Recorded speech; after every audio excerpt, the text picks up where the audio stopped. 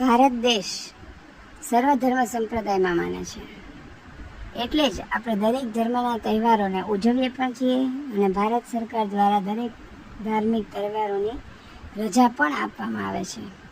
બીજો એક તહેવાર પારસી ધર્મનો પતેતી. શું છે આ પતેતી? શા માટે છે પતેતી? ચલો થોડીક માહિતી મેળવીએ. પતેતી એ પારસી ધર્મનો એક ખૂબ જ પવિત્ર અને મહત્વપૂર્ણ તહેવાર છે. પારસી કેલેન્ડરના નવરોઝ એટલે કે નવા વર્ષના આગલા દિવસે પતેતી ઉજવવામાં આવે છે. પતેતી શબ્દ પારસી ધર્મના પવિત્ર પુસ્તક અવેસ્તાના પતેત શબ્દ ઉપરથી આવ્યો છે, જેનો અર્થ પશ્ચાતાપ થાય છે. આ દિવસ વીતેલા વર્ષમાં જાણે અજાણે થયેલી ભૂલો, પાપો કે ખરાબ વિચારો માટે ઈશ્વર પાસે ક્ષમા માંગવાનો છે. પતેતીના દિવસે પારસી ભાઈ બહેનો વહેલી સવારે ઉઠીને સ્નાન કરી નવા કપડાં પહેરે છે અને પોતાના પવિત્ર સ્થાન અગિયારી, જેને અગ્નિ મંદિરમાં કહેવામાં આવે છે, એમાં જઈને વિશેષ પ્રાર્થના કરે છે.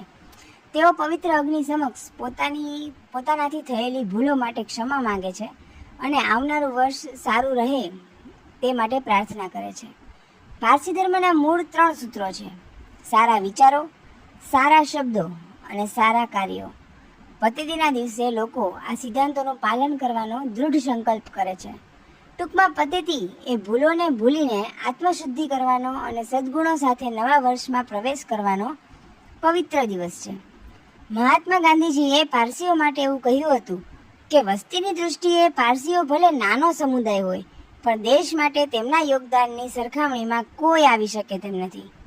દાદાભાઈ નવરોજી, મેડમ ભીખાઈજી કામા, જમશેદજી ટાટા, ડૉક્ટર હોમી ભાભા, રતન ટાટા જેવા અનેક પારસીઓ થઈ ગયા કે જે જનસમુદાયે ભારત દેશના વિકાસ માટે અમૂલ્ય ફાળો આપેલો છે, આપી રહ્યા છે અને આપતા રહેશે.